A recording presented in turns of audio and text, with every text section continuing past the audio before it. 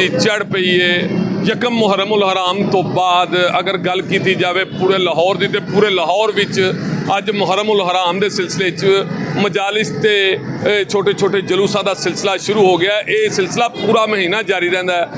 ਚੂँकि मैं इस वेले सिटी डिवीजन के अंदर करबला गामे शाह के मेन गेट पर मौजूद हाँ। तो करबला गामे शाह की सिक्योरिटी की गल करिए तो DIG ऑपरेशन IG पंजाब तो इस तरह CCP लाहौर वालों ਵੱਡੀ ईद खत्म होने तो बाद ही फौरन बाद मुहर्रम उल हराम की सिक्योरिटी वास्ते काम करना शुरू कर दिता गया सी। तो सिक्योरिटी का बड़ा प्लान बनाया गया सी ताकि मुहर्रम उल हराम जिहड़े ने वो बिल्कुल पुरअमन तरीके नाल गुजर जान। चूँकि हुण भी मैं वेख रहा कि करबला गामे शाह मेन गेट के उत्ते पुलिस की वड्डी नफरी इत्थे मौजूद है जिहड़ी सिक्योरिटी वास्ते खड़ी है। चूँकि अशरा मुहर्रम उल हराम अंदर पढ़िया जा रहा है। इस तरह पूरे लाहौर दे विच छोटे छोटे जलूस ते अशरे पढ़े जा रहे हैं जिन्हां दी सिक्योरिटी वास्ते तमाम डिविजनल SP साहिबान फील्ड दे विच मौजूद ने। ते वो तमाम जिहड़े सिक्योरिटी ते खड़े लोग ने किसी भी जगह ते मजलिस हो रही है या छोटा जलूस है उहदे हवाले नाल कह रहे हैं कि अलर्ट खड़े रहो। मेरे नाल तुसीं देख रहे हो मेरे पिछे सिक्योरिटी के एहलकार खड़े ने। सकीर साहब दसना किस तरह की सिक्योरिटी चल रही है मुहर्रम दी? जी बड़ी सख्त सिक्योरिटी चल रही है। पुरसकून माहौल चलता है पिया।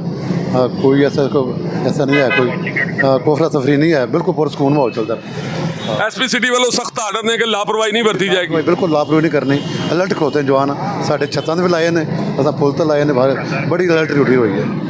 ਇਹਦੇ ਨਾਲ ਕਰਬਲਾ ਗਾਮੇ ਸ਼ਾਹ ਦੀ ਆਪਣੀ ਸਿਕਿਉਰਿਟੀ ਵੀ ਮੌਜੂਦ ਹੈ। ਇਹਨਾਂ ਨਾਲ ਵੀ ਗੱਲ ਕਰਨੇ ਆ। ਇਹ ਦੱਸਣਾ ਜੀ ਕਿ ਤੁਸੀਂ ਨਾਲ ਪੁਲਿਸ ਦੇ ਮਦਦ ਕਰੋਗੇ ਪੂਰੇ 10 ਦਿਨ ਕੇ ਪੂਰਾ ਮਹੀਨਾ? जी बिल्कुल पुलिस की असीं तो मदद नहीं करांगे, पुलिस साडी करेगी। शकीर साहब जिन्हां नाल पहले तुहाडी गल हुई है, ये बेहतरीन साथी ने, साडे तजर्बाकार भी ने, हर साल साडे नाल हुंदे ने इंशाअल्लाह। बाकी पुलिस का मुकम्मल कोऑपरेट है। जो DIG IG साहब वालों सानू ब्रीफ किया गया सी औरत जरा ना वो बिल्कुल मुकम्मल जरा ना जी ਤੁਸੀਂ ਇਹਨਾਂ ਦੀ ਗੁਫ਼ਤਗੂ ਜਾਣੀ ਹੈ। ਤੇ ਇਹਨਾਂ ਦਾ ਇਹ ਵੀ ਕਹਿਣਾ ਕਿ ਇੱਥੇ ਵਾਕ ਥਰੂ ਗੇਟ ਲਗਾਇਆ ਗਿਆ, ਹਰ ਆਉਣ ਵਾਲੇ ਨੂੰ ਚੈੱਕ ਕਰਕੇ ਹੀ ਕਰਬਲਾ ਗਾਮੇ ਸ਼ਾਹ ਦੇ ਅੰਦਰ ਜਾਣ ਦੀ ਇਜਾਜ਼ਤ ਦਿੱਤੀ ਜਾ ਰਹੀ ਹੈ। ਕਿਸੇ ਨੂੰ ਸਾਈਡ ਤੋਂ ਕੋਈ ਰਸਤਾ ਨਹੀਂ ਦਿੱਤਾ ਜਾ ਰਿਹਾ। ਖਵਾਤੀਨ ਵਾਸਤੇ ਲਹਿਦਾ ਚੈਕਿੰਗ ਵਾਸਤੇ ਅੰਦਰ ਇੱਕ ਜਗ੍ਹਾ ਬਣਾਈ ਗਈ ਜਿੱਥੇ ਪੁਲਿਸ ਲੇਡੀਜ਼ ਪੁਲਿਸ ਅਹਿਲਕਾਰ ਮੌਜੂਦ ਨੇ ਜਿਹੜੀਆਂ ਹਰ ਖਾਤੂਨ ਨੂੰ ਚੈੱਕ ਕਰਕੇ